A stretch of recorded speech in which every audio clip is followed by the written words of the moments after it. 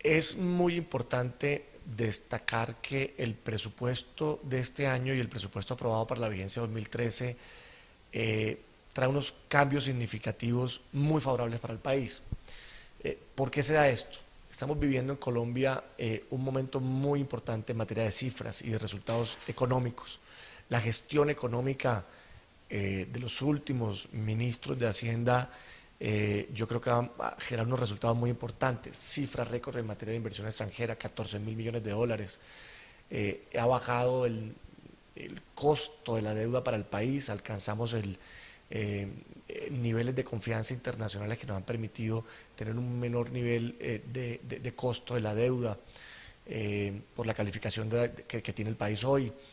Eh, Hemos hecho unos aumentos significativos en materia de recaudo de impuestos, superando cifras increíbles, hoy casi que en más del 50% de cifra de recaudo de impuestos. Esto, por supuesto, no solo por la buena gestión de la DIAN, sino por la mini reforma tributaria que aprobamos hace 2 años. Es decir, en materia de cifras, el país va bien. La pregunta que hay que hacerse es si esos resultados económicos están incidiendo significativamente en lo que nos importa a todos los que estamos en la vida pública, y es la reducción de la desigualdad, si estamos combatiendo la pobreza. Hay una pregunta muy importante en esa coyuntura de la reforma tributaria. ¿La política tributaria de Colombia está funcionando? La visión de una política tributaria es cargar con impuestos a aquellos sectores que se están beneficiando de la política económica que tiene el Estado, para aprovechar y llevar o tomar un poco de los que han tenido esos réditos y llevarlo a aquellos sectores que no se están beneficiando de la política económica y que se están viendo por el contrario afectados. Siempre hay unos que ganan y otros que pierden, y la política tributaria debe empezar a remediar eso. Lo que nos preocupa es que vamos muy rezagados en Colombia. Mientras que en el año 2002 al año 2011 el índice Gini en América Latina pasó de un 0,56 a un 0,50, en Colombia solo alcanzamos a reducir 2 puntos y todavía estamos muy rezagados comparado con el promedio de América Latina. ¿Eso qué muestra? ¿Eso qué significa? Eso significa que aquí hay una concentración de la riqueza, eso significa que aquí hay unos índices de desigualdad que nos deben preguntar si vamos en ese camino correcto. Creo que los esfuerzos se están haciendo, creo que han habido avances, pero creo que el reto es enorme y que vamos rezagados. Miren, pasamos de una inversión que no superaba los 10, 11 billones de pesos, una inversión social, a una inversión de 43 billones de pesos para el presupuesto del próximo año. Eso es una gran noticia, pero también nos preguntamos, ¿tenemos la capacidad institucional para ejecutar esos recursos? Esos recursos van a llegar a las regiones que más lo necesitan, van a llegar a las poblaciones que más lo necesitan, se van a priorizar los proyectos que más requiere el país en este momento de grandes retos.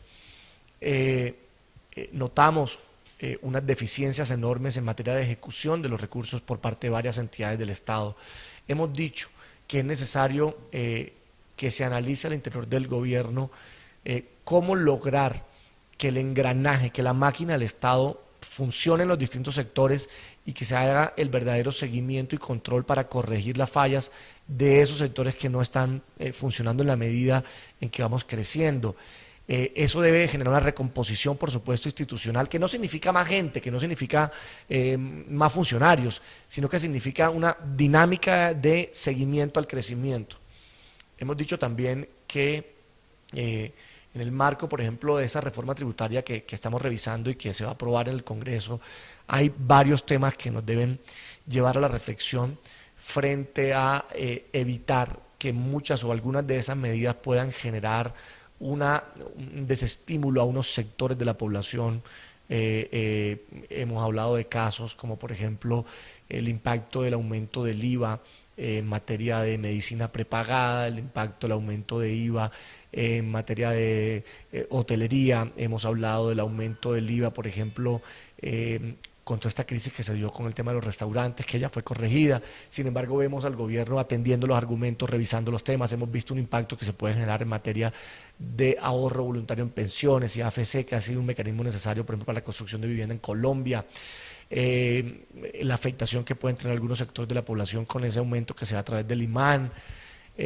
Estamos, yo creo que, en una coyuntura muy importante en materia económica del país. Esto genera que el Congreso tenga que actuar con mucha responsabilidad, con mucha voz crítica, pero crítica para que sirva para corregir esos temas que consideramos puedan ser negativos y también la capacidad de apoyar los temas que consideramos van a servir enormemente para el crecimiento del país. Yo creo que lo que se hace, por ejemplo, en el tributario en materia de formalización de empleo va a ser muy importante y yo creo que eso va a ser significativo. Lo que tenemos que lograr y lo que estamos haciendo es garantizar que los recursos, por ejemplo, de entidades como Sena y Bienestar no se vean afectados.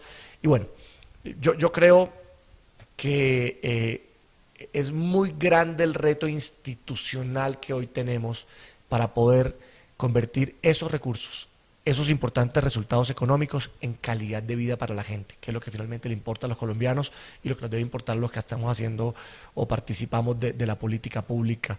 Y yo creo que ese debe ser el reto que nos debe concentrar. El Congreso tiene que, por supuesto, hacer su labor de control político, identificar qué entidades están fallando, generar las alertas para que el gobierno pueda tomar las decisiones en el momento oportuno y podamos lograr esa senda de crecimiento que todos esperamos.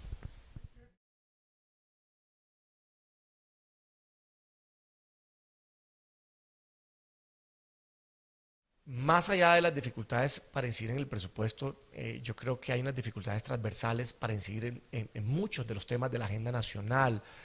Eh, eh, Ve uno muchas veces que los debates que muchas veces tienen la agenda mediática del país ni siquiera son los debates relevantes para Colombia. Es decir, el debate de si el señor tenía pase o no, el debate sobre si comprar un carro o no, esos no son los debates del país. Es decir, esos no son los debates que van a generar transformaciones de Colombia.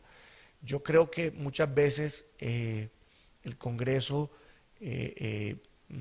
se ha dejado llevar por una agenda que se le impone desde afuera y no se ha dedicado a la tarea de revisar sectorialmente cuáles son las dificultades que se están teniendo.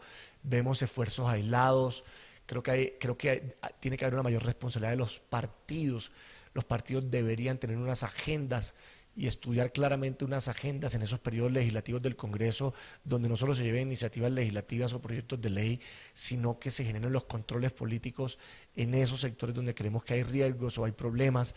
Eso no está funcionando de manera adecuada y lo que vemos son esfuerzos individuales en el Congreso y eso le está haciendo mucho daño, por supuesto, al país y creo que debemos revisarlo. Sin embargo, también tenemos que decir que sí se hace algún esfuerzo, que sí hay tareas hechas, así sea de manera individual, que sí se hace control político de temas, que sí se logra plantear dónde se están concentrando riesgos, no solo en las finanzas públicas, sino en el direccionamiento de las políticas. Y bueno, eso hace parte del proceso democrático en el país.